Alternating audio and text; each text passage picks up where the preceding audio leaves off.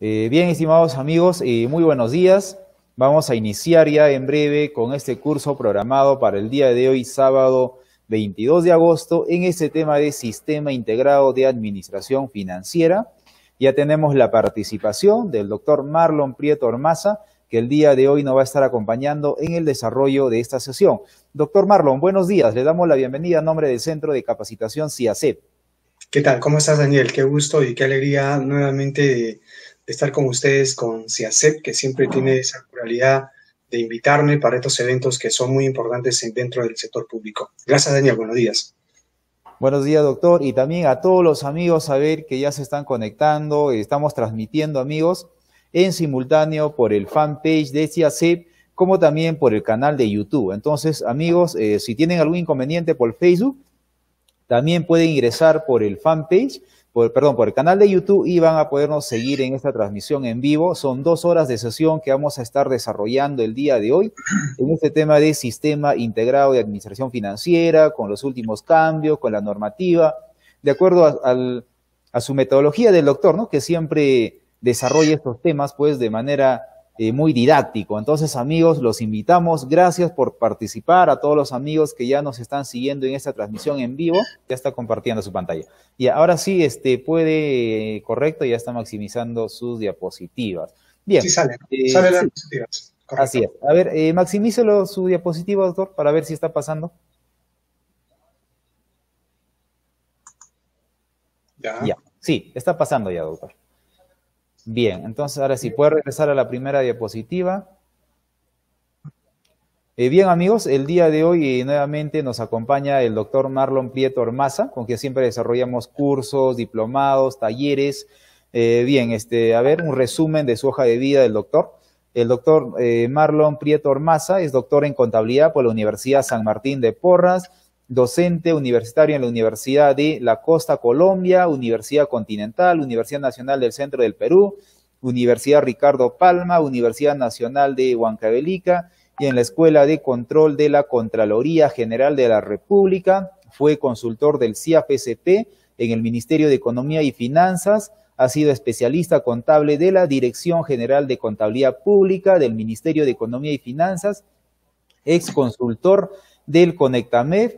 Fue coordinador de contabilidad de la Dirección General de Infraestructura del MININTER.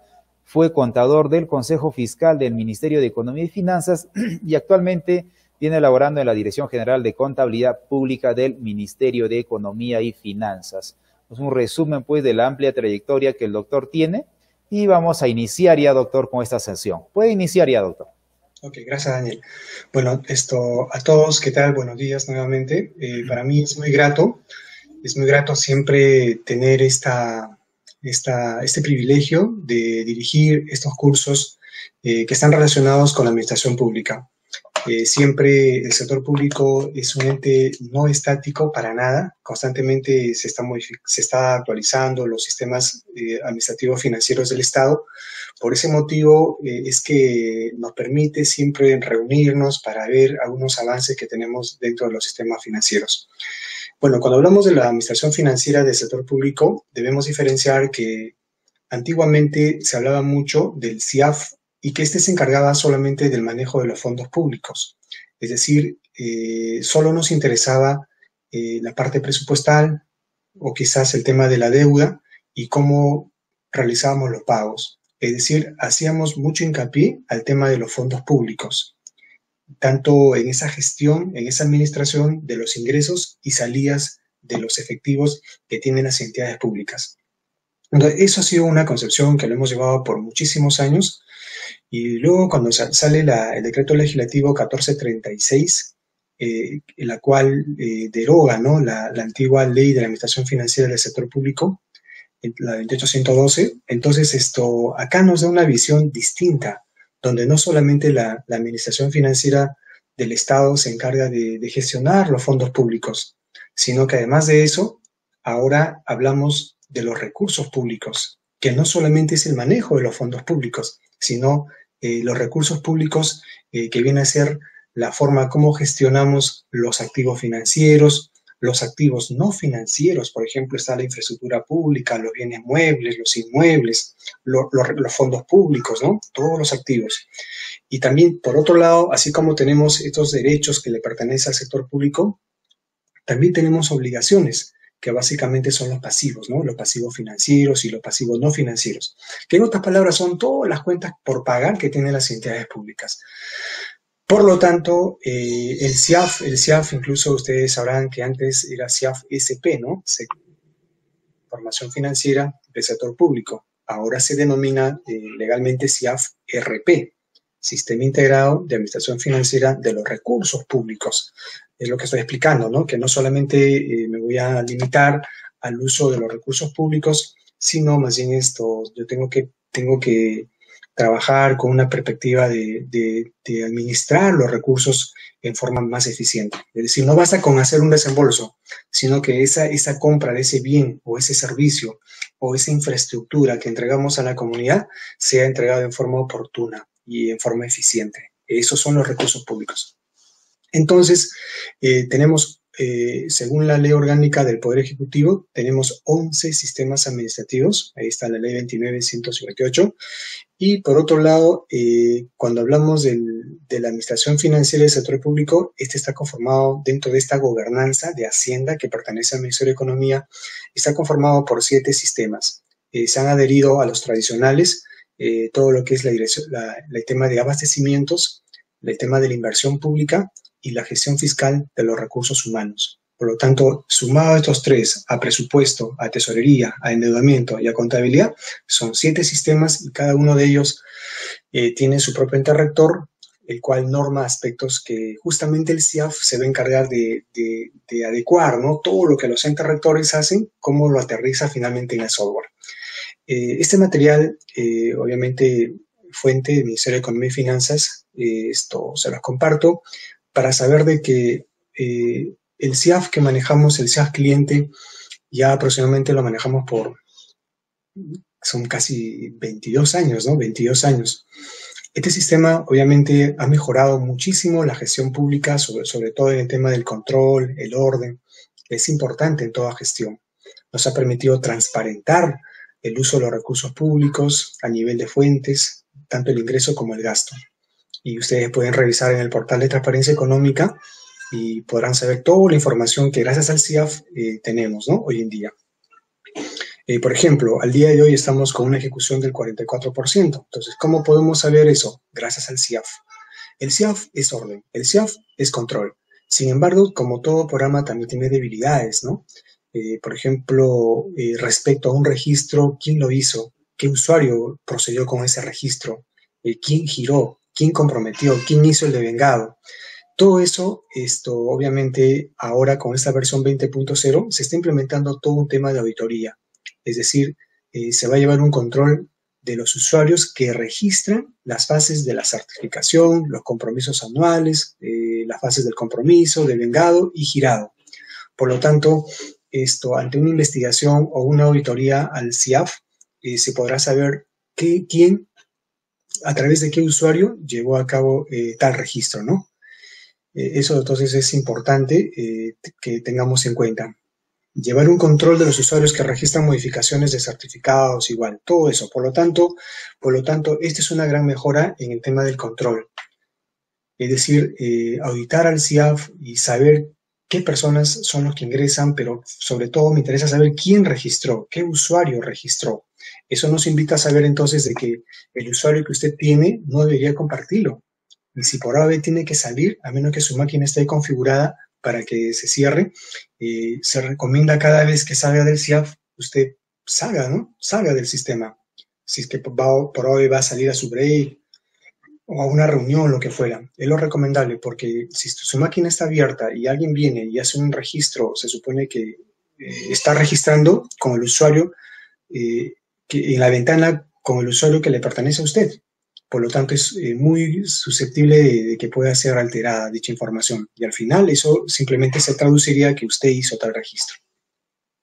Entonces, hay una validación. El sistema detecta cuando se ha producido alguna edición por tablas. En verdad, también los informáticos en ocasiones, no es mucho, es la verdad, no hay muchos casos de esto, pero un informático o algún conocedor de las tablas del sistema podría ingresar para hacer modificaciones al sistema, ¿no? Entonces, esto prácticamente el sistema le va a advertir con este mensaje. En la parte inferior tenemos un mensaje que dice: su certificado ha sido alterado, elimínelo y vuelva a registrar. Por lo tanto, ya no vale la pena ingresar a tablas para hacer modificaciones. Es más, no deberíamos hacer eso. Pero igual ahora el sistema le va a mostrar este mensaje. Ahora, yo me pregunto, si yo tengo la conciencia de que ingresé a las tablas del sistema para modificar información y luego que transmito y tengo esta opción, caramba, eso en verdad sería un acto deshonesto, ¿no? Pero el sistema igual no le va a aprobar tal registro, le va a validar, ¿ya? Con este mensaje. Le advierte, ¿no?, que el registro está alterado, elimínelo. Por otro lado, en el caso por ejemplo, en caso del registro se logre transmitir, por ejemplo, usted logra grabar, habilita envío y lanza la transmisión a la base de datos del MEF, podría tener la falsa idea de que todo está ok, pero se equivoca igual, porque vendrá un mensaje con este mensaje que dice: su información ha sido alterada, elimine el registro y vuelva a transmitir. Por lo tanto, tanto en alteración del registro, y si este pasara, obviamente el sistema te va a advertir, pero si esto pasa a través de una transmisión, entonces nuevamente el Oracle, la base de datos del MEF, te va a responder con ese mismo mensaje, que su información ha sido alterada. Por lo tanto, tendría que eliminar, pero esto es algo deshonesto, no debería hacerse. No debería hacerse. Ahora, quizás uno de los aspectos más relevantes que tiene esta última versión del CIAF es que se han incorporado dos tipos de giro. ¿Ya? Uno es la letra J, que significa mandato judicial, y la letra O, que significa otros. Respecto a esto, debemos señalar de que, miren, en esta pantalla, que es una cortesía del Ministerio de Economía y Finanzas, ¿no?, del área de tecnologías de la información, podemos saber de que los medios, los tipos de giro que actualmente hacemos tienen que ver con todos estos, ¿no? El pago de las AFPs, cobranza coactiva, las detracciones, mandato judicial, otros, pago de deuda a SUNAT, pago electrónico de impuestos a SUNAT. Entonces tenemos una variedad de tipos de giro. Normalmente usamos la letra N, que valga la redundancia, con el nombre normal, pero ahora en esta versión se incorpora la J, ¿ya? Mandato judicial, y la letra O, otros. Entonces vamos a continuación a ver cuándo debo utilizar estos tipos de giro, ¿no?, que ahora el sistema me presenta. Vamos a ver. Entonces, vamos a ver el tipo de giro, primero J y luego veremos otros. Ya, J, que significa mandato judicial. Por ejemplo, cuando se relaciona con la letra N o G igual, esta J se va a relacionar con estos tipos de operación. ¿Ya? Los que manejan el CIAF sabrán que aparte de reconocer un tipo de giro, también tenemos tipo de operación. Y los tipos de operación puede ser la N, la ON o G, ¿no es cierto? Ejemplo. Entonces la validación tenemos abajo.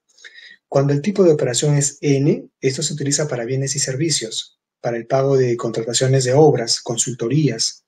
OG, que son otros gastos definitivos. Ejemplo, esto usábamos para el pago antes usábamos para el tema de sentencias judiciales, para los cargos bancarios, ¿no? ¿Qué va a pasar cuando yo utilizo la N y la OG?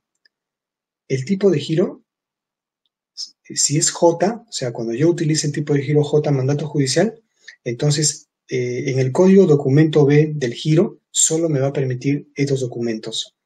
Pero alguien dirá, oye, todavía se sigue usando cheques porque la resolución directorial 02-2020 de Tesoro Público ya no permite el uso de cheques para pago a proveedores.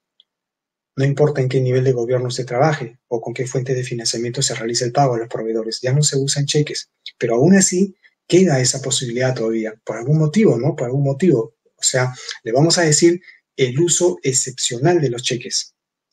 Aquí queda cheques, o sea, sigue quedando en el tipo de operación N, U o G, con el tipo de pago J, seguirá quedando cheque en forma excepcional. Igual puedo usar la carta orden. Esto es cuando se utiliza, por ejemplo, para pagar los sueldos a través de la banca privada. o la orden de pago electrónico, ¿no? Que es el último mecanismo que se ha incorporado para pagar inclusive los viáticos, la caja chica y otros gastos. O el 081, que es el pago que yo realizo a los proveedores a través de un CCI. ¿Ya? Entonces, esas opciones las voy a tener con el tipo de giro J, cuando utilizo el tipo de operación N u OG. Ahora, ¿qué va a pasar cuando usamos el tipo de operación ON, que generalmente se utiliza para el pago de planillas, y el tipo de operación J? En este caso, los códigos que se me permiten, aquí tengo, por ejemplo, la 065, cheque, la carta orden y la 084. Ya fíjense que acá no aparece la 95 ni la 81. Ya no se puede utilizar. Claro, porque es ON, ¿no? Se supone que, ¿por qué podría utilizar CCI si es planillas? Entonces ahí está la carta orden, la carta electrónica y está el cheque. Pero ese cheque, ¿para qué? Debe ser un cheque excepcional. Me imagino cuando hay órdenes de descuento de parte de un juez, ¿no? Otra vez órdenes judiciales. Entonces tenemos que a veces llevar un cheque al banco. Por lo tanto, queda esa opción en este tipo de operación ON cuando pagamos planillas, con el tipo de pago J. Listo. Entonces, esta va a ser la forma como se va a registrar. Ahora, asimismo, cuando el tipo de operación sea cualquiera, excepto planillas, pago de la deuda, servicio de la deuda e ingresos gastos, y el tipo de operación es O, fíjense lo que le va a pasar, cuando usted utiliza un cheque, en la parte inferior, o sea, sí se le va a permitir el uso de cheque con el tipo de giro O, ¿ya? ¿De acuerdo? En cualquier tipo de operación, excepto los que aparecen arriba. Entonces tenemos el cheque que ya lo hemos visto, eso sí, le va a salir todavía el cheque girado, pero acá hay un detalle. Cuando usted utiliza el cheque, fíjese, solo para los tipos de giro J y O, que son los nuevos tipos que se han incorporado, y usted utiliza el código 065 que tiene que ver con el pago, uso de cheques, con el uso de cheques para pagar, en la parte inferior derecha del documento B se va a mostrar el botón documento sustento. Entonces ahora sí viene el tema. Si usted utiliza cheques, entonces lo que le está diciendo la versión nueva del CIAF es, ya, si tú utilizas el cheque con estos tipos de giro J y O, tienes que decirme cuál es el documento de sustento. ¿Por qué estás utilizando cheque? ¿De acuerdo? Tenemos que explicar entonces esa modalidad, no solamente en estos tipos de giro, J y O. ¿Ya? Sí me permite el uso de cheque, claro, le estoy explicando que sí, miren, acá estamos viendo que sí, 065 y 065, sí me permite, pero ahora tengo que sustentarlo. ¿Por qué? ¿De acuerdo? ¿Por qué? Repito, cuando hemos usado el tipo de giro J y O, tengo que explicar por qué estoy usando el cheque. Entonces, cuando ingreso a esta ventana de documento sustento, obviamente voy a tener estos campos, ¿no? Documento, fecha y justificación, que son opciones que usted va a tener en cuenta al momento del llenado. ¿Ya? Por ejemplo, tenemos el número del documento que sustenta el giro de cheque. Si el tipo de giro es J, es obligatorio. Y si es O, el registro es opcional. Le da esas opciones. Fecha, la fecha del documento sustentatorio. Si es el tipo giro J, es obligatorio. Y si es O, es opcional. Justificación, una breve descripción justificando el motivo por el cual está girando. Es obligatorio para los dos tipos. O sea, en este campo, si uso la J, tengo que llenar los tres campos. Y si uso el tipo de pago, la O, entonces solamente llenaré el campo que dice justificación. Máximo 150 caracteres. ¿Ya? Muy bien. Ahora, cuando la entidad transmita, fíjense esta validación, cuando la entidad transmita a la base de datos del MEF un girado con tipo de giro J u O, que son los nuevos tipos de giro, ¿no? Y código 065, que es el permitido para los cheques, este permanecerá en estado transmitido. O sea, va a quedar ahí en ese estado T, que significa T, transmitido, en espera de la aprobación o rechazo de la Dirección General del Tesoro Público. En el caso que esa dirección lo autorice, el girado pasará a estado verificado para luego continuar con el procedimiento habitual.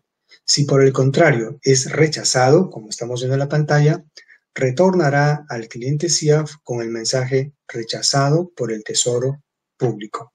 Entonces seguramente es porque no escribió, no ingresó a detallar el documento sustentatorio. Y si usted no ingresa esta opción, amigos, entonces simplemente va a tener ese giro, vendrá en forma rechazado.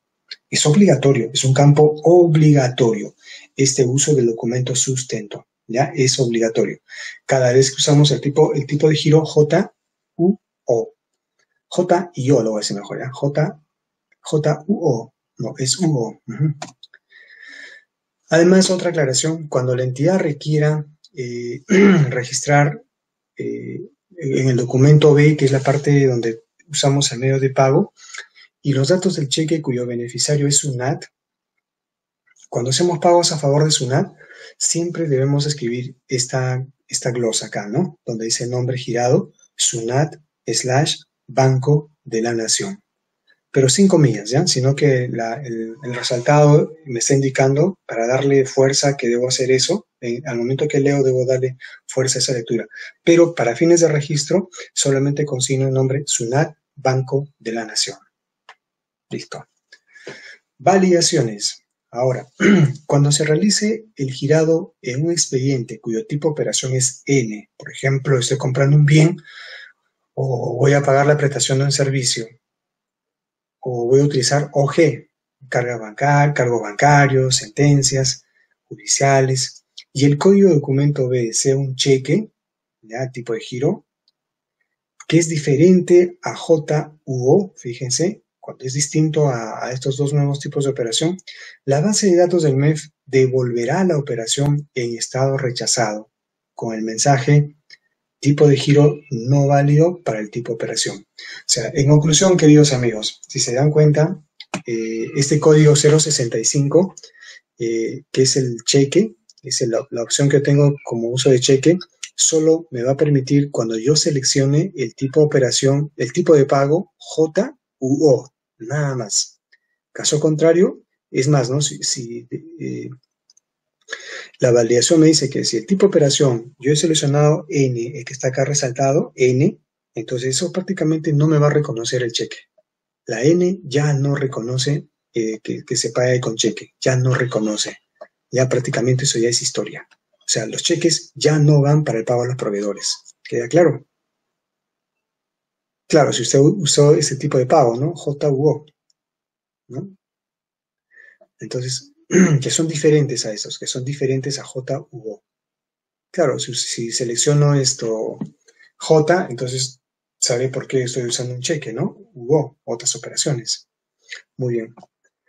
Además, cuando se realiza un girado en un expediente cuyo tipo de operación sea C, que es caja chica, A, que es encargos, AV, que son viáticos, RC, que son reembolso de la caja chica, E, que también es encargo, y el código documento B, o sea, fíjense qué va a pasar en estos tipos de operación. Quiero usar un cheque. De igual manera, vendrá un mensaje de rechazo, ¿no? No permitido. Ya no se usa cheques. O sea, ni para la N, ni para la C, ni para A, ni para V, RC, etcétera, etcétera. Queda totalmente prohibido. Y listo. Esos son los principales cambios que tenemos dentro de la versión, esta versión que ¿cómo se llama esto? Se nos incorporó, ¿no? En la versión 20.0 del CIAF.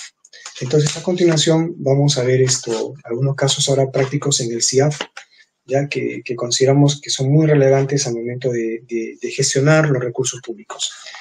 Bueno, hay un tema que es muy recurrente, en el sector público. Por ejemplo, ustedes saben que hay una ley, la ley 28.015, que es la ley de la pequeña empresa, de la pequeña y mediana empresa. Las pequeñas y medianas empresas pueden participar en procesos de contrataciones con el Estado, al igual que las empresas normales. Pero como que estas pequeñas y medianas empresas tienen ¿qué le diría? Tienen una prerrogativa, tienen un privilegio de participar con el Estado. ¿Por qué privilegio? Porque a diferencia de un proveedor, le voy a llamar un principal proveedor, un PRICO, según los términos de SUNAT, en un proceso de selección, cuando un PRICO resultara ganador en un proceso de selección, este empresario, esta empresa, proveedor, contratista del Estado, fíjense que si gana un proceso, él tiene que dejar una carta fianza, regulada por los reglamentos de la Ley de Contrataciones del Estado. Tiene que dejar una carta fianza a la entidad, una carta fianza de fiel cumplimiento, que equivale al 10% del monto total, del monto contractual, ¿no? Imagínense un proyecto de 5 millones. Caramba, la carta fianza es medio millón de soles. ¿Y ahora cómo lo consigo? Dice el proveedor. Tanto dinero. Tiene que ir al banco a comprar esa carta fianza. Y las cartas fianzas, ojo que no son títulos valores. Una carta fianza no es un título valor. A veces creemos que es un título valor, pero no lo es. Una carta fianza es un contrato que usted, empresario, realiza con un banco. ¿Por qué? Porque esa carta fianza, cuando usted lo entrega a la entidad pública, ¿no? Como garantía de su cumplimiento, del trabajo que va a realizar y como ganador, entonces esa fianza no le pertenece al Estado. Esa carta fianza no le pertenece al Estado. Por eso es que no es un título de valor. No es como un cheque que está a nombre suyo. O sea, usted lo puede disponer. Usted lo puede ir al banco y puede cobrarlo. O como una letra igual, ¿no? A favor suyo. O sea, todos los derechos van a favor suyo de un título valor. O sea, usted adquiere todos los derechos. Pero una carta fianza no. Por eso repito, no es un título de valor, la carta fianza. Es decir, si la Municipalidad Provincial de Huancayo visitó una obra pública, ¿no? Ampliación de la carretera central, ¿no? Bueno, que a propósito ya está en la prioridad, ¿no? La construcción de la carretera central, ¿no? A 4 carriles. Y esto va a ser a través de un convenio gobierno a gobierno, ¿no es cierto? Eso es lo que se ha anunciado. Qué bueno por las regiones que tienen que ver con la llegada a través de la carretera central, porque es un caos. Viajar en la carretera central con movilidad propia es un caos.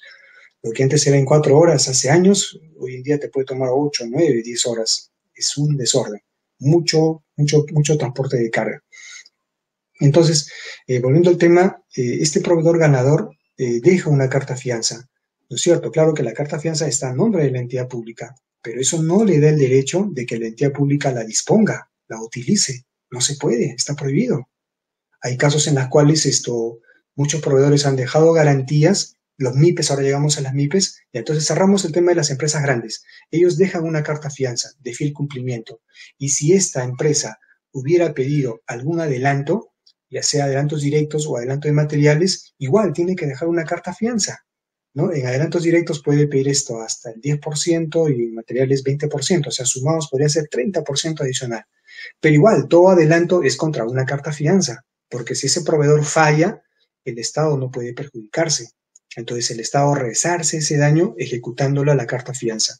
Y la ejecución de la carta fianza es rápida. Es por eso que de acuerdo al Código Civil, artículo 1898, las cartas fianza son solidarias, incondicionales, irrevocables y de realización automática. Al solo requerimiento, el banco actúa y tiene un plazo de entre las 48 horas, dice, ¿no? El banco debe actuar, es decir, cumplir con la ejecución que está pidiendo la entidad.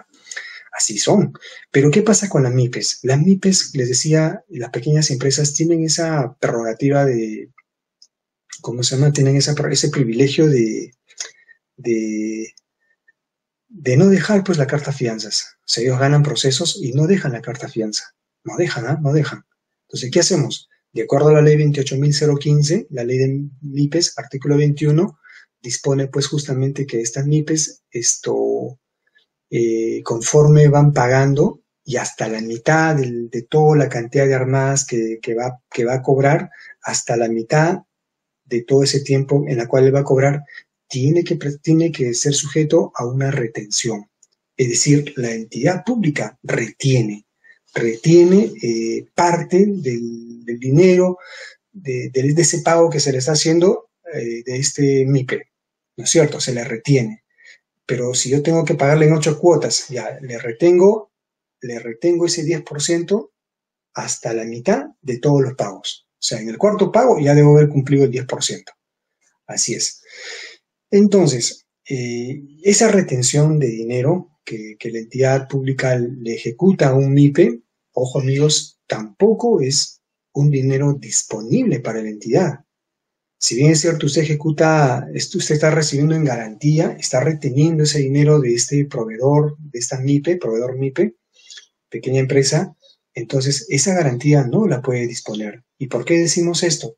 Porque hay casos, hay como 3 casos que han llegado a saber, hemos llegado a saber 3 casos de que, eh, eh, yo llegué a saber de 3 casos de que el tesorero, esa garantía que le pertenece a esta MIPE, a esta persona natural o jurídica, lo han dispuesto. En otras palabras, lo han utilizado. Lo han utilizado para hacer gastos de planillas y una serie de cosas. Y cuando el proveedor cumple con todo y viene, el MIPE dice, señores, devuélvame mi garantía porque ya cumplí con todo. ¿Qué garantía? Señores, acá está la prueba, ¿no? El acta, el recibo de ingresos, el cual muestra pues que yo les he dejado, ustedes me han retenido y por esa retención aquí está el ingreso a caja. ¿Cuánto se le ha retenido? 80.000, 200.000, 500.000 soles. Ah, carambas, entonces ese dinero, ¿dónde está? La entidad lo ha gastado. Entonces, eso está mal, por ejemplo. Ese dinero que no nos corresponde, debería ser manejado adecuadamente. Inclusive ese dinero se deposita a una cuenta especial de garantías y yo no lo puedo disponer. Y la parte contable tiene que registrar en una cuenta contable que diga sujetos a restricción, porque no lo puedo disponer. Y el área de presupuesto no tiene por qué incorporar a la ejecución presupuestal dicho ingreso. Es decir, no tiene clasificador presupuestal. No debería ingresar, no debería ingresar. Ya sería un error que cuando usted ejecuta una carta fianza o esa retención de un tercero, usted la registre como ingreso presupuestal. Sería un gravísimo error. La información de su entidad estaría mal. ¿Por qué? Porque cuando usted devuelve al tercero, cuando usted le devuelve su carta fianza, ¿qué? ¿Acaso es un gasto? No, simplemente es una devolución que no le correspondía a usted, que contablemente para usted era un pasivo y que el presupuesto nunca existió y que tesorería la manejaba en una cuenta bancaria especial. Ahora procede a devolver. No tiene por qué afectar el presupuesto de la institución. Entonces ahora lo que voy a hacer es mostrarles cómo se registra ese depósito de esa garantía que hemos recibido, ¿no? Y que se deposita una cuenta corriente, ¿no? La retención del 10%. Eso es lo que vamos a ver a continuación, a través de una casuística en el sistema. ¿Ya? Pues ustedes sí me siguen porque dado que es una conferencia, en esta ocasión ustedes no van a disponer del sistema, ¿no? Tendrán que seguirme. Entonces voy al CIAF. Daniel, ¿me confirma si está la pantalla del CIAF, por favor? Si no, para volver a compartirlo.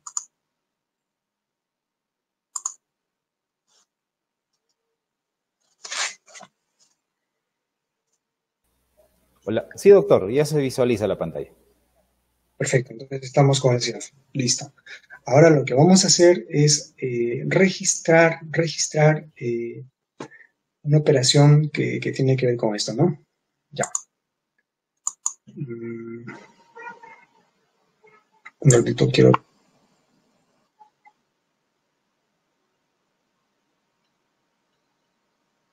Ya está. Ahora sí, vamos acá. Entonces, voy a hacer toda la casuística de cómo debe ser trabajado esta retención, ¿de acuerdo? Vamos. Nuevo registro. El sistema, el CIAF, lo que me permite es cuál es el código que voy a utilizar aquí, ¿no? Entonces utilizamos F1 y el de operación que vamos a utilizar es, Daniel, me parece que hay un audio que se está saliendo, un filtro de audio por ahí. A ver, doctor, tiene, doctor, un mensaje que le está saliendo dejar de compartir y al costado dice ocultar. Hágale un clic en ocultar. Ya, listo, ya voy a hacerle el audio. Ok, gracias, Daniel. Entonces, estamos en este ejemplo de cómo voy a registrar una garantía del 10%, ¿ya? Es el caso que le hemos dado, y luego explicamos también la carta fianza. Fíjense, entonces cuando esto ocurra, usted va a utilizar este tipo de operación, YG, porque si usted le da Y, ya está mal, Eso lo va a motivar, el sistema lo va a llevar, el CIAF lo va a llevar a que utilice un clasificador presupuestal, pero no es un ingreso para la entidad. Entonces, lo que usted tiene que hacer es hacer esto, utilizar ese tipo de operación YG, operaciones, gasto, ingreso. Entonces, vamos ahí. El área, bueno, acá sale el nombre de la entidad donde trabajamos. Aquí yo tengo una data de un gobierno nacional, del Ministerio de Pesquería. Ya, le damos Enter. Y acá lo que voy a hacer es seleccionar qué corresponde, ¿no? Se supone que es un ingreso. Estoy recibiendo, estoy reteniendo el 10% de la garantía. Para mí es un ingreso, pero es un ingreso solo financiero, no un ingreso presupuestal. Le damos Enter. Y cuando seleccionamos la opción fase, de igual modo, el sistema me permite, me presenta cuáles son las fases que corresponden a esta operación. Entonces seleccionamos siempre en ese orden. El sistema se caracteriza por mostrarnos siempre estas dos etapas, ¿no? Determinado. En el campo que dice código, yo podría utilizar acá, obviamente, un recibo de ingresos, porque efectivamente emitimos un documento, ¿no? Un recibo de ingresos. O de lo contrario, el documento 000 y haré mención en las notas. 0. Fecha. A ver, vamos a ponerlo día. 22 de agosto. Listo. Esto queda en 9 porque no es una entidad recíproca. Esto también es importante recordarles, amigos, que siempre debemos proceder a registrar de corresponder cuando una entidad pública trabaja con otra entidad pública. Siempre debemos reconocer con qué otra entidad pública estamos trabajando, ¿no? Esa es la reciprocidad, correcto. Muy bien, de eso no se olviden, por favor, eso es importante, porque eso tiene un efecto en la cuenta general de la República. Muy bien. Entonces acá vamos a dejarlo en blanco, le damos Enter, y acá está el tema, donde dice rubro. Entonces el sistema ha preparado ese código justamente para aquellas operaciones que no tienen nada que ver con el presupuesto, como es el caso de las retenciones de las garantías. Y es más, ¿no? ¿Cuándo utilizaría eso? Para esos fines. Cuando usted ejecuta una carta fianza, cuando retiene el 10%, ¿no? Para todo eso. Luego vamos a ver cuando ejecuta una carta fianza, cómo es el efecto también. Pues acá seleccionamos el 88, no presupuestal. ¿Ya? En este campo que dice convenio proyecto, ninguno, ¿no? TR va a ser 0. Y luego por acá viene el otro tema. Cuando hablamos del clasificador, fíjense que este tipo de operación YG que hemos elegido aún me permite todavía, no sé si me está induciendo a utilizar el 1, pero no debería, ¿no? Porque estoy utilizando un tipo de operación YG. Miren, ¿qué va a pasar si selecciono el 1? Me permite, pero ¿es correcto? ¿Y qué pasa si acá yo sigo avanzando y le digo 1.5, otros ingresos? Entonces el sistema me sigue llevando. Oye, pero presupuestalmente eso no es nuestro ingreso. Esa es una retención de un tercero. No es nuestro. Distinto es cuando él incumple y yo lo ejecuto. Y aún así todavía no es nuestro ingreso. Eso tiene que estar debidamente resuelto, consentido, haberse agotado todas las vías. Y cuando el otro no tenga opción ya a reclamo alguno, entonces recién es un ingreso. Voy a regresar acá. F1, y acá seleccionamos el 0.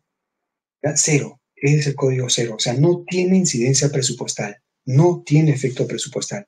Le damos a aceptar y luego se activa una inmensa base de datos y justo es la primerita, ¿no? La 05. Depósito en garantías recibidas por retención del 10% de FIL cumplimiento. Eso tiene que ver con todas las retenciones que hacemos a las MIPES. Le vamos a aceptar y acá registro, por ejemplo, 80.000 soles. Y eso es todo. Usted graba. De advertencia sobre las... Y eso es todo. Lo transmite y lo aprueba. Ya, esa es la forma como se registra. Entonces, una vez que hacemos esta fase de determinado, obviamente tendríamos que registrar la siguiente fase, ¿no? Que es el recaudado. ¿Ya? Ahí lo voy a hacer rapidísimo. El recaudado, ustedes la saben, ¿no? Ingreso recaudado. en la cual ese dinero que le he retenido a esa MIPE tengo que llevarlo a una cuenta, ¿no? Tengo que depositarlo. Entonces acá, si es una cuenta bancaria, una cuenta corriente, lo llevo a una cuenta especial, 034, el número de papeleta de depósito, y acá tengo que seleccionar el banco. Voy a suponer que sea el de este año, sea Banco de la Nación. Esta cuenta última, ¿ya? Que es la cuenta de ejecución de garantías. Listo. Y ahí está depositada la... Ya estoy ingresando los datos que tienen que ver con el depósito, ¿no? Acá me pide el recibo de ingresos. Y listo, ¿no? El nombre de la persona a quien está pagando y los 80.000. Entonces, amigos, esto ya estaría registrado. ¿Ya? Y todavía no. Quiero que vean esto. Como la administración financiera abarca todos los sistemas, ahora, esta es la parte de tesorería. Presupuesto, este reporte de ingresos no lo va a tener. Es más, no le interesa, porque el área de presupuesto registra los ingresos que van a ser disponibles para la entidad. Es decir, que yo tengo la capacidad ahora para poder gastarlos, porque son míos. Yo controlo ese recurso, ¿no? O sea, son míos, yo los voy a gastar. Pero como esto no es un recurso controlado por la entidad, entonces no tiene por qué presupuesto registrarlo, ni siquiera lo va a ver, pero sí lo tiene tesorería. Entonces, de igual modo, fíjense, registro 310. Ahora vamos a ir a la parte contable para que puedan ver cómo queda esto. Cuando vamos a la parte contable, es el 310. Entonces, el contador, cuando contabiliza esto, le va a quedar así. Ya era una operación de ingresos.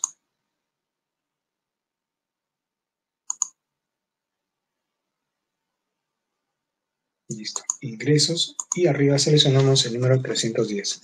Miren, amigos, cuál va a ser el impacto. Este es el registro que Tesorería ha registrado. ¿Y cómo aparece en la contabilidad? En la contabilidad va a figurar así. A ver. Contabiliza, y el recaudado, fíjense cómo queda. ¿Por qué es un pasivo? Ingresa a caja contra un pasivo. ¿Por qué está como pasivo? Entonces la respuesta es obvia, porque no es un recurso controlado, no podría ser un activo, es una obligación que yo tengo. Si yo cierro los estados financieros a una fecha X, entonces la norma me está diciendo, la contabilidad me está diciendo que tengo un pasivo, pero ese pasivo, ojo, ese pasivo no me corresponde. Así que en este caso yo voy a tener que registrar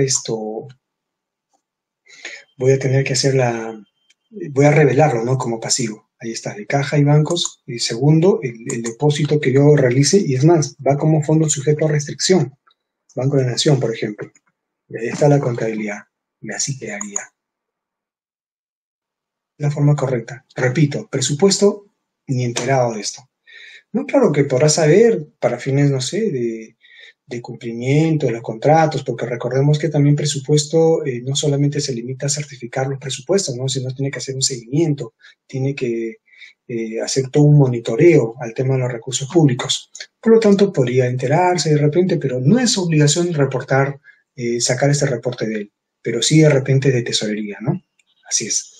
Listo, entonces ahí cerramos el circuito de cuando hemos retenido el 10% de una MIPE, ¿ya? Eso es el tema que quería mostrárselos. Ahora, antes de darles tiempo a las consultas, quiero terminar con esto.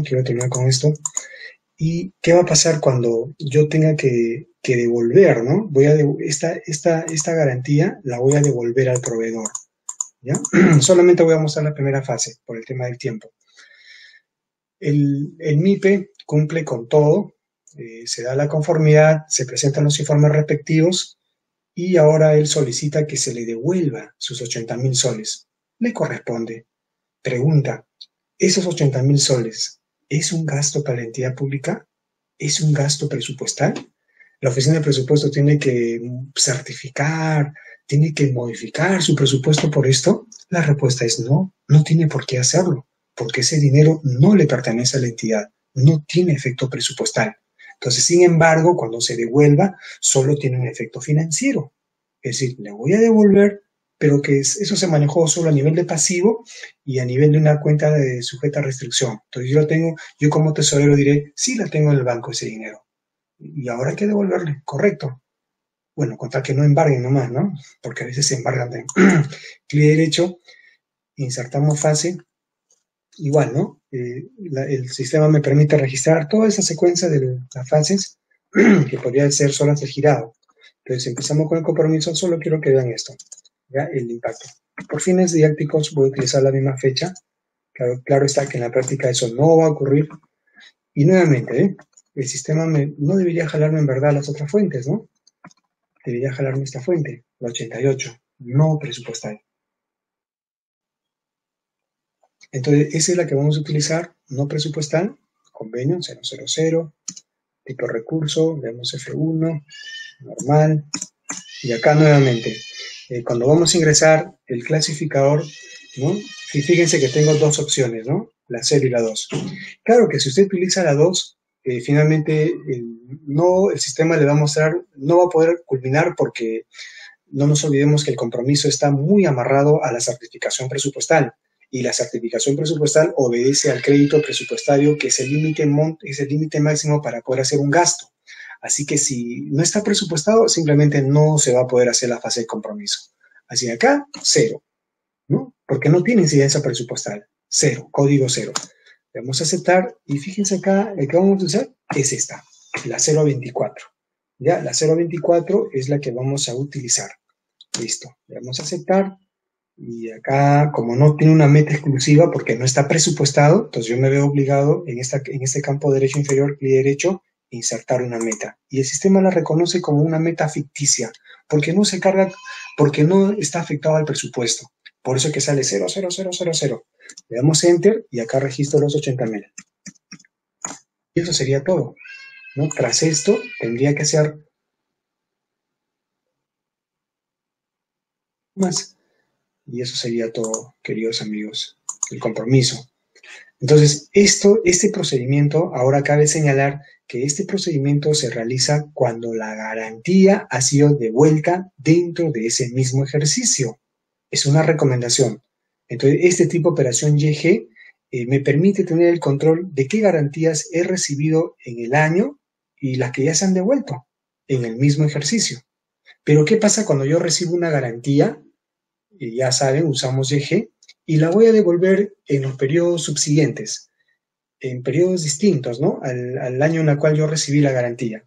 Entonces, cuando se trata de eso, de devolver, por ejemplo, en el año 2019 hemos hecho una retención del 10%, de 80.000 soles hemos retenido, y bueno, pues, como hemos retenido, entonces ahora en el 2020 tengo que devolver esa garantía. Entonces, la recomendación es que utilice un nuevo registro y en el tipo de operación, utilice esta letra S. ¿Ya? Cuando son devoluciones que corresponden a periodos distintos, ¿ya? Ejecutadas en años distintos, S. Y el mecanismo es igualito al que hemos visto en el otro. Termino esto. 88, ¿no? 00. Acá tiene la 0 y la 24, que sería lo mismo. Devolución de ejecución de cartas fianzas.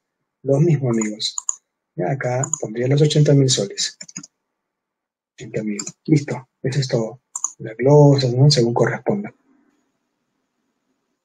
El tema de cómo se maneja entonces la garantía del 10% de las MIPES.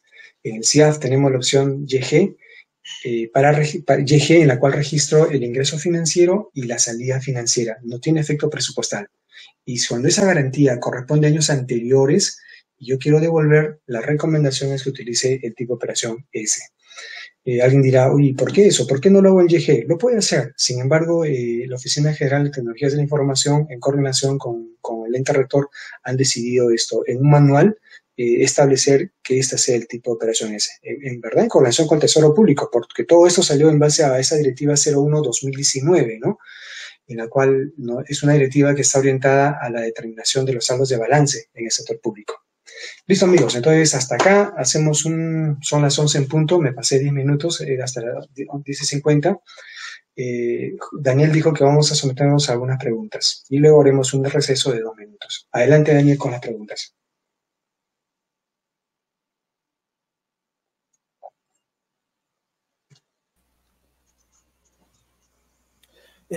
Bien, estimados amigos, a ver, vamos a pasar a ver a las consultas. Tenemos ahí comentarios, consultas, a ver.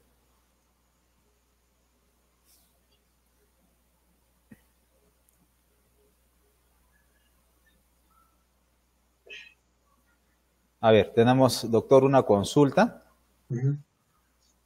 Ahí de nuestro amigo Freddy Poma. Nos dice, doctor Marlon, ¿cómo son los giros de la retención del 10% y la detracción? No, en este caso esto, mira, por ejemplo, aquí, en este caso el giro sería, voy a completar la devolución. En esta tu pregunta voy a completar todo el caso, ¿ya? Me estás preguntando cómo sería el giro del cheque en esta retención del 10%, ¿no?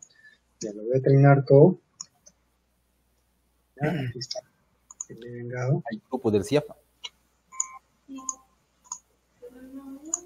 Entonces la pregunta que nos hace Freddy es esta, ¿no? ¿Cómo se hace el giro de la retención? Ahora, fíjate lo que va a pasar. Esta es tu pregunta. Insertamos, miramos, sale un mensaje solo de validación y esta es la devolución que le vamos a hacer al tipo giro normal.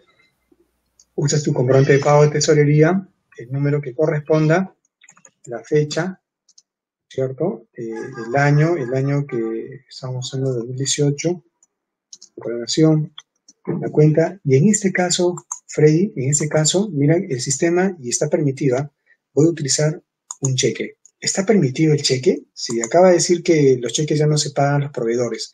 Lo que pasa, Freddy, es que en este caso no es un pago a proveedor, no estoy pagando nada. Lo que estoy haciendo es devolver una garantía. O sea, no es que yo esté pagando este monto de 80.000 soles, no estamos desembolsando. Lo que estamos haciendo es devolverle esa garantía que hemos recibido, ¿de acuerdo? Entonces acá le pongo devolver la garantía. Esa sería tu respuesta a la pregunta número 1 que me has hecho, ¿ya? Sobre cómo es el pago, cuál es la devolución que se hace a esta MIPE. Entonces haces un cheque, que no está prohibido, repito, porque no es un pago a un proveedor, es una devolución, o sea, no es que esté pagando al proveedor, sino lo que estoy haciendo es devolverle la garantía que previamente él nos ha dejado. Así que no configura como un gasto, no es propiamente un pago, entonces uso cheque. Y la segunda pregunta que nos dice sobre las detracciones. Mira, en verdad, cuando yo pago detracciones, si bien es cierto, no tengo, ¿cómo les diría? A ver, no tengo un contrato con SUNAT para este pago, pero sí es una obligación implícita. O sea, tengo esa obligación de pagar, de tributar, porque hay una norma tributaria, a pesar que no tengo ningún contrato con la SUNAT, pero yo debo cumplir con hacer este pago porque es una norma tributaria. Y de no hacerlo, esto me puede acarrear una serie de multas inclusive. Entonces, cuando tú retienes, haces la retención, ¿no? En un pago, que puede ser el 12%, ¿no? En este caso es así, 12%. Entonces tú giras, cuando haces el girado, le pagas al proveedor, ojalá que caiga un casito. Acá me parece que hay una. Acá me parece que había uno, justo estaba viendo eso. Esta me parece, ya. Imagínate que acá estamos pagándole 1.000 soles, ¿ya? Por un servicio. Y yo le estoy reteniendo el 10%. Entonces, cuando yo pague, y él no está afecto a renta de cuarta, voy a suponer que ha presentado su suspensión de rentas. Entonces, cuando yo le pague, voy a hacer 2 girados. Uno por el 90% que le pertenece a este proveedor, que lo voy a hacer con un medio electrónico porque esa es la forma correcta. Ya el sistema no me va a dejar que utilice cheques. Y segundo, por ese 12, perdón, le pagaría el 88%, me ratifico, le pagaría el 88%. Y esa diferencia del 12% que es la detracción que estamos haciendo al proveedor, entonces la detracción lo voy a pagar igual. ¿Cómo lo pago? Puedo utilizar un cheque, porque no estoy pagando a un proveedor, ¿no es cierto? No estoy pagando, lo que estoy haciendo es pagar una obligación tributaria que de acuerdo a una norma yo estoy obligado a hacer eso. Entonces, en ese caso, sí podría utilizar un cheque para el pago de la detracción. Entonces, acá en el CIAF voy a hacer 2 girados. Repito, uno por lo que le corresponde al proveedor recibir y un segundo girado por el monto que corresponde a esa detracción. Obviamente yo giro con un cheque y tengo que ir al Banco de la Nación y hacer el depósito a la cuenta de este proveedor. Listo, eso será la respuesta. Bien, doctor, gracias por la respuesta. A ver, tenemos más consultas. Tenemos otra consulta de parte de Teodoro Manuel Espinosa Salinas. Nos dice, consulta, ¿cómo se maneja en el CIAF de la entidad cuando el presupuesto está transferido a un fideicomiso? ¿Hasta qué nivel procesa la entidad? A ver, de nuevo, por favor, de nuevo, a ver. Ya. Dice, ¿cómo se maneja en el CIAF de la entidad cuando el presupuesto está transferido a un fideicomiso? ¿Hasta qué nivel procesa la entidad? Ya, mira acá un detalle. Vamos a explicar primero para responder qué entendemos por un fideicomiso. El fideicomiso es un contrato jurídico, ¿no es cierto?, en la cual interviene un fideicomitente, interviene un fiduciario e interviene un fideicomisario. Entonces, hoy en día, esta modalidad de trabajar con los fideicomisos es muy usual debido a que nos permite tener cierta seguridad en el cumplimiento del pago al tercero. Si yo soy inversionista y quiero hacer un proyecto grande y quiero tener la seguridad de que la entidad, el Estado peruano, a través de una entidad pública, me va a honrar en pagar, entonces yo diría, señores, quiero que aperturemos un fideicomiso, ¿no?, para que los pagos vean a través de esta modalidad. Ahora, recordemos que un fideicomiso tiene vigencia de acuerdo a la ley del sistema financiero del Estado, tiene una vigencia de 30 años, a menos que sea un fideicomiso filantrópico, un fideicomiso cultural, en esos casos no tiene vigencia.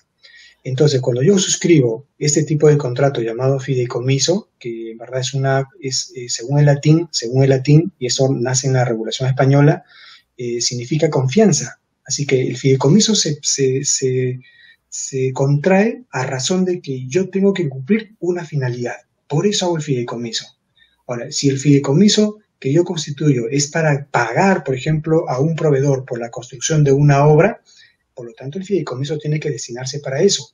Y el fiduciario, ¿qué es esto? El banco, generalmente el Banco de la Nación o otro banco reconocido por la SBS, autoriza a qué bancos tienen que manejar esta modalidad. Ahora, fíjate lo siguiente. Si yo autoricé un fideicomiso, ojo, si yo autoricé un fideicomiso, entonces, y estoy trasladando dinero a ese fideicomiso, fíjense acá el asunto, presupuestalmente todavía no estoy gastando, Lo que estoy haciendo es hacer un traslado financiero a ese fideicomiso, que en el fondo es como una cuenta bancaria, apertura de un banco, pero que tiene una finalidad.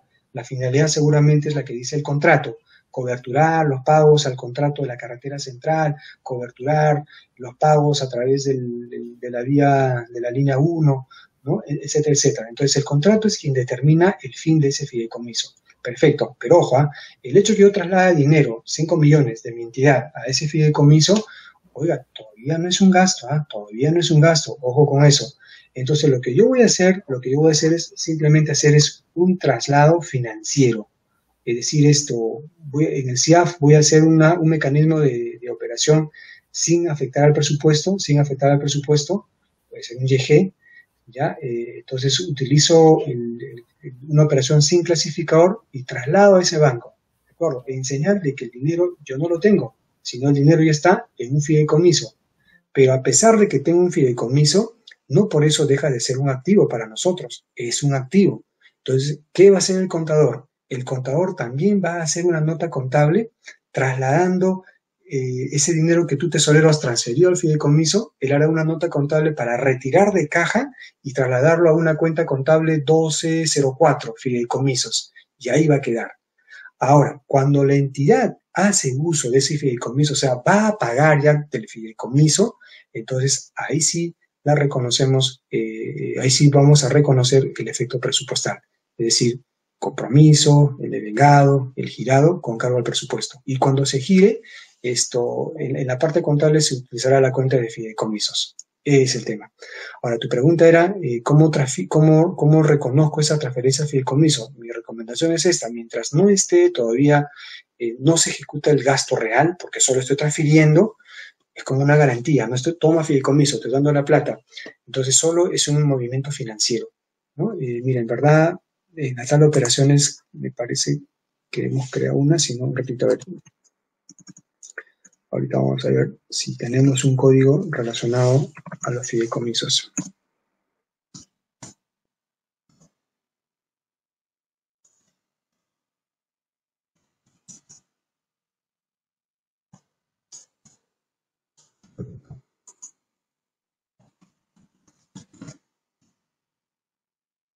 Esa dice, transferencia para convenio de fideicomiso, Fondo MIPE, Ley 30.230, transferencia a cuentas de fideicomiso COFIDE, Tesoro Público, transferencias para convenio de fideicomiso NBK Bank, Banco Financiero, transferencia para convenio de fideicomiso en decreto de urgencia.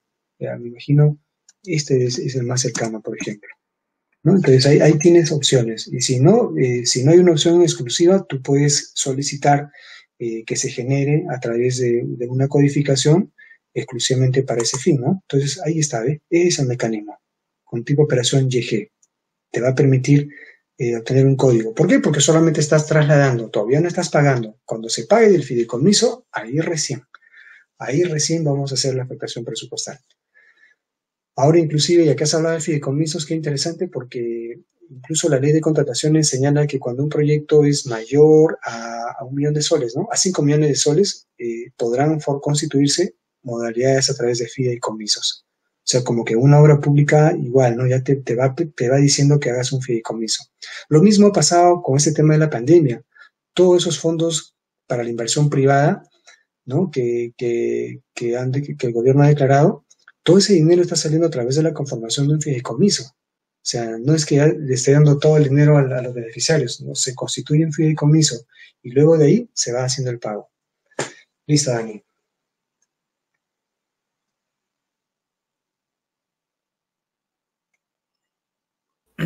Una consulta más, por favor, para continuar. A ver, tenemos una consulta bien extensa, vamos a pasar a la siguiente. Luego vamos a responder la pregunta anterior. Pedro Reyes Rojas nos dice, ¿en qué tiempo tiene las entidades para la devolución de la carta fianza o retención del 10% una vez que el proveedor ha cumplido con el servicio u obra? Ok, bueno, ¿en qué tiempo? Haciendo memoria, el reglamento de la Ley de Contratación del Estado no ha fijado un tiempo para eso, pero se supone que si hay una orden y si todo está cerrado, es decir, el proveedor cumplió con todo y él está solicitando su devolución, se supone que a través de administración de la entidad pública, quien tiene a ciencia cierta todo el historial, ¿no?, de este proveedor, si todo es conforme y hay un documento de que se le devuelva, caramba, si yo fuera tesorero, ese mismo día que yo recibo el documento ya estaría devolviéndole al contratista o proveedor o MIPE. ¿Por qué tenía que guardarlo tanto tiempo, no? Lo cierto es que si hay una orden, devuelve esa garantía, porque no es nuestro, ¿no? O sea, no es nuestro y tampoco lo vas a usar, así que devuelve el monto que le corresponde. No hay un tiempo exclusivo, pero en todo caso, internamente las entidades públicas podrían, dentro de sus directivas internas, establecer esos mecanismos, ¿no? Incluso en qué plazo debería devolver. Interesante tu punto de vista. Pero como te digo, el reglamento no ha dispuesto un plazo exclusivo, entendiéndose que si todo está ok, hay que devolverle. Y eso es lo que nos corresponde, ¿no? Siempre ponerse en el lugar, siempre ponerse en los pies del otro, ¿no? Si tú eres un tercero y estás trabajando con el Estado y cumpliste con todo, ¿a quién no le gustaría que la garantía la devuelvan en forma oportuna?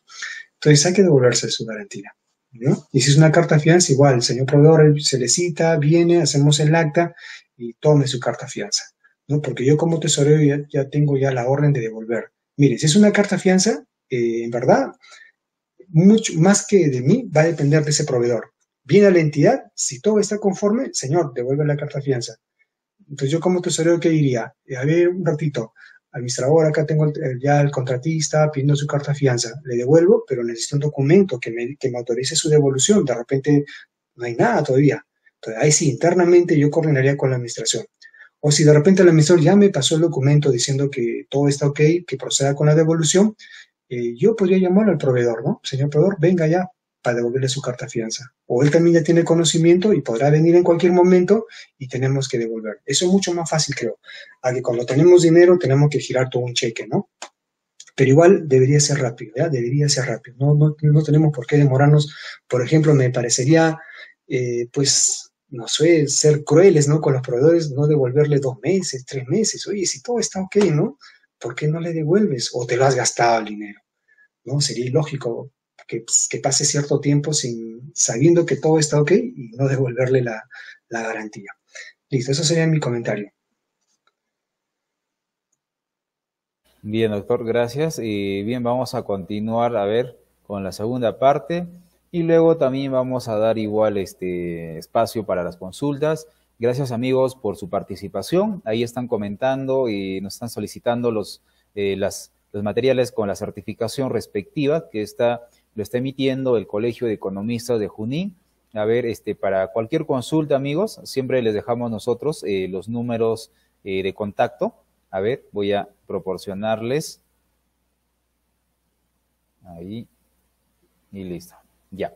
Tenemos, amigos, a ver estos números que ustedes se pueden comunicar al 964-09-2281, al 98-555-160 y el 949-980-080.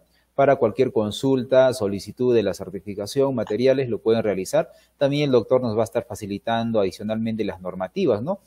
Sobre todo las últimas normativas, con lo cual está desarrollando la casuística. Gracias a todos por participar. Entonces, ahí tienen los números en sus pantallas para cualquier consulta, comentario, a todas las personas que nos están siguiendo en esta transmisión en vivo a través del fanpage y canal de YouTube. Asimismo, también, a ver, no se olviden, ahí estamos dejando en sus pantallas, el día lunes 24 de agosto, amigos, estamos iniciando con este curso de liquidación técnica y financiera. Ya van a ser 5 sesiones, cada sesión es de 2 horas. El curso va a ser práctico, un taller por 5 semanas, en lo cual vamos a tener 3 sesiones de 2 horas de liquidación técnica y 2 sesiones de 2 horas de liquidación financiera, que también lo va a estar dictando el doctor Marlon Prieto Ormaza. Gracias a todos, amigos, por participar y también por seguir comentando, ¿no? A nuestros amigos siguen ingresando, ahí nos dejan su saludo, su comentario. Vamos a ver, me dicen ahí para inscribirme, me dice Wendy Rodríguez o Amancayo. Estimada Wendy, a ver nuevamente, voy a dejar ahí los números, ahí tenemos, pueden enviarnos un mensaje a este WhatsApp al 964092081 o también comunicarse a cualquiera de los números, ¿ya? Para poderles dar mayor información, ¿correcto? Entonces vamos a ver ya a continuar con esta sesión. Entonces, a ver, le hemos respondido a nuestra amiga Wendy. A ver, nos sigues consultando para inscribirse. Entonces, Wendy, ahí te dejamos ya los números. Vamos a seguir repitiéndolo dentro de un momento. Gracias a todos, amigos. Vamos a continuar con la sesión.